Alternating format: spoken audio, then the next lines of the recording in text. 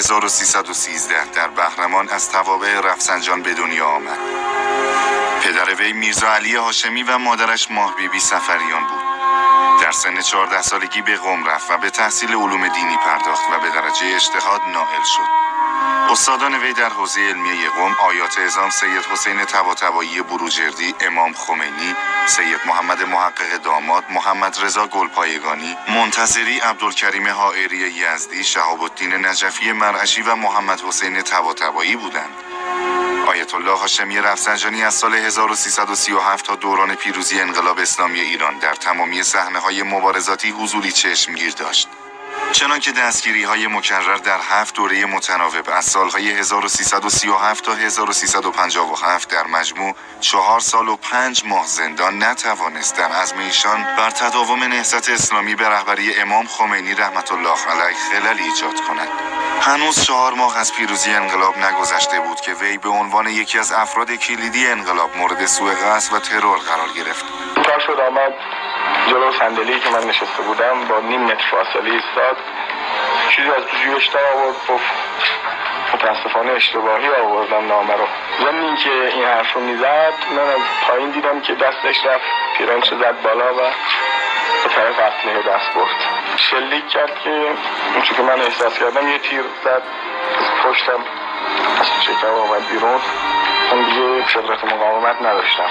امام رحمت الله علیه به شکرانه سلامت او پیام تاریخی صادر کردند که نشانگر عمق علاقه ایشان به مرحوم هاشمی است.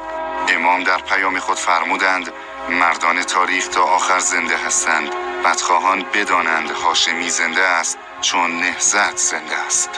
پس از سوء قصد به جان حضرت آیت الله خامنه‌ای برای اینکه تریبون حساس نماز جمعه تهران دچار رکود نشود، از سوی امام خمینی رحمت الله علیه هاشمی رفسنجانی به عنوان امام جمعه موقت تهران منصوب شد.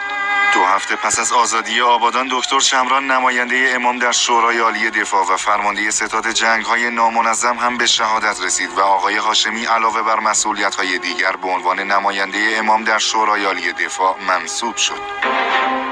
جنگ و دفاع مقدس ما به گونه است که در تاریخ جنگ‌های دنیا نمونه اینطوری نداره. ما تنها بودیم در حالی که ارتشمون در حال بازسازی بود و تصفیه‌هایی داشت می‌شد.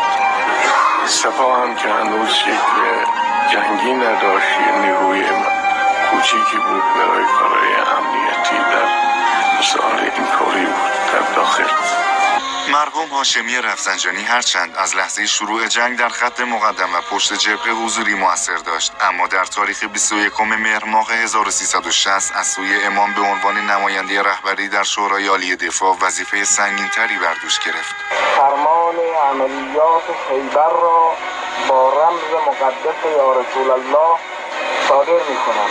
آیت الله هاشمی رفسنجانی در دوران پیروزی انقلاب اسلامی از اعضای مؤثر و برجسته شورای انقلاب بود و سپس فعالیت‌های خود را در عرصه‌های گوناگون از جمله عضویت در حزب جمهوری، سرپرست وزارت کشور، ریاست مجلس شورای اسلامی، ریاست جمهوری، ریاست مجلس خبرگان، ریاست شورای عالی انقلاب فرهنگی و ریاست شورای عالی امنیت ملی پیگیری کرد.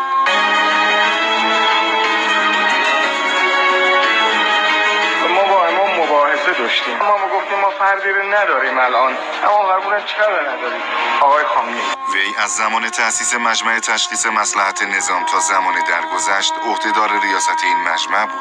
برخی از خصوصیات در ایشون هست که تأثیر تام و تمامی در این موفقیت ها داشته. برخورداری ایشون از روحیه کار، پرکاری، برخورداری از روحیه ابتکار و نوآوری و ورود در میدانهای جدید و ناپیموده، همت بلند در امر سازندگی و نترسیدن از طرح‌های بزرگ و اقدام کردن شجاعانه در مورد کارهای بزرگ. آیت الله هاشمی رفسنجانی پس از انقلاب اسلامی عناوین افتخاری متعددی از مجامع علمی مختلف کسب کرد و دانشگاه تهران نیز عنوان دکترای افتخاری علوم سیاسی را به ایشان اهدا کرد. سرگذشت فلسطین، آزاداندیشی اسلامی، جایگاه مساجد در نظام اسلامی، فرهنگ قرآن، تفسیر راهنما جهان در عصر بعثت، امیرکبیر قهرمان مبارزه با استعمار و همبستگی امت اسلامی برخی آثار و تألیفات آیت الله هاشمی رفسنجانی است.